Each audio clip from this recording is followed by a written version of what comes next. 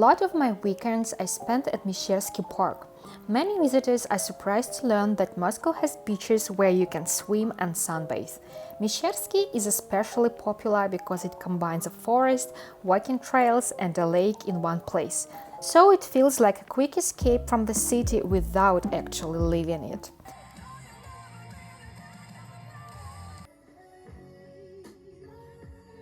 Even though I'm not a fan of crowded places, the hustle and bustle of the park somehow pulls me in.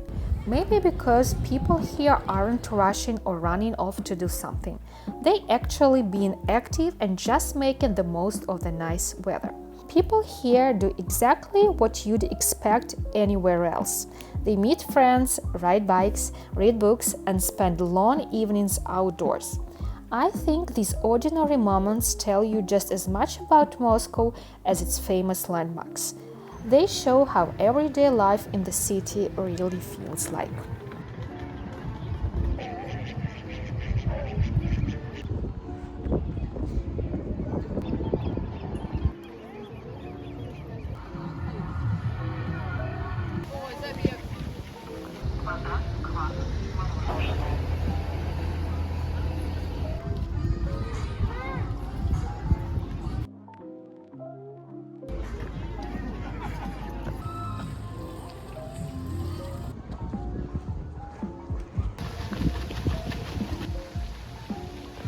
One of the things I like most about summer in Moscow is that you can have two completely different days without ever leaving the city. Today my friend and I are going to Winzavod, one of Moscow's best-known contemporary art centers. It opened in the former buildings of a 19th century wine factory, which is where the name comes from. Over the years, this industrial area has turned into a creative district with galleries, studios, and cafes. I'm far from being an art expert, but I enjoy coming to places like this because they make contemporary art feel much more approachable. I'm not going to claim I really get the artist's vision or genuinely appreciate the stuff that goes over my head, but maybe you don't even need to. It's just cool to stay open, get out of the house once in a while, and throw yourself into something unfamiliar. That's what actually makes you grow.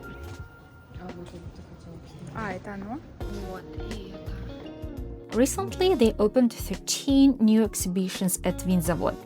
Almost all of them are free and will run until August. On top of that, there's a permanent open-air street art exhibition along the walls from the metro to the art center.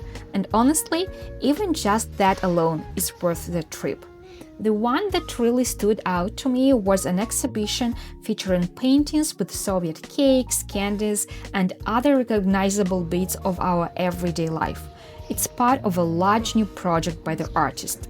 Soviet cakes, sweets, and those cream roses on her canvases work as powerful nostalgia triggers, symbols of the good life and visual cliches of mass culture that evoke a strong emotional response from the viewer. I found this line on the gallery's website, so apologize if it sounds a bit too pretentious. I don't fully get what it is supposed to mean myself. Winzavod is far from being the only space of its kind. Moscow now has a whole network of former factories and industrial sites that have been turned into creative hubs. For example, there's a massive space in a former power plant on Yakimanka. And it's not just exhibitions there, but also free concerts, film screenings, and theater performances. Oh, and the building itself is an architectural masterpiece by Renzo Piano. Then there's the Zotov Center, a constructivist bread factory on Presnya, now a research center for avant-garde art, worth visiting just for the architecture alone. What's also interesting is that Moscow's classic museums have completely reinvented themselves. They've updated their approach, and now they are holding their own against the trendy new galleries.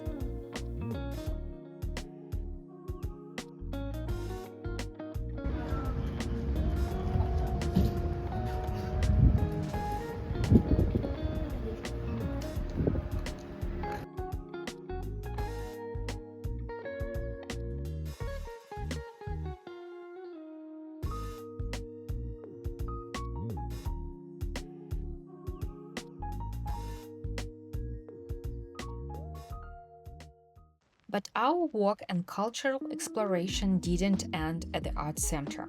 As we were passing by the monastery, we decided to pop into Trapezhnaya.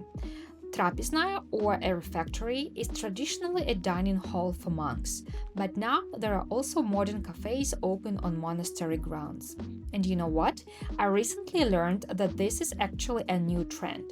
Instead of trendy coffee shops, people are going to monastery refectories. I don't know what true coffee snobs would say about that, but the pastries there are always delicious. And of course, the atmosphere is uniquely peaceful.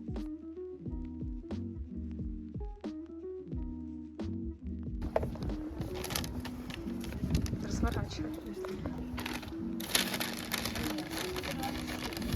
Покажи пирожок. Класс. Вкусно? Да, не знаю. Нет, это...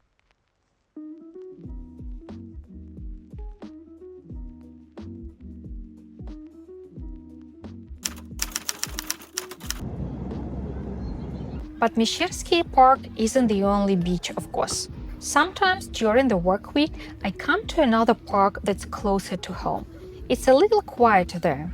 I bring my laptop, and working outdoors is just so much more enjoyable, especially because I already dread the thought of spending almost all winter indoors. So right now, I take every chance I get to step outside. My parents have a small garden and they just sent me a batch of freshly picked cherries, so I'm about to sit down and enjoy them.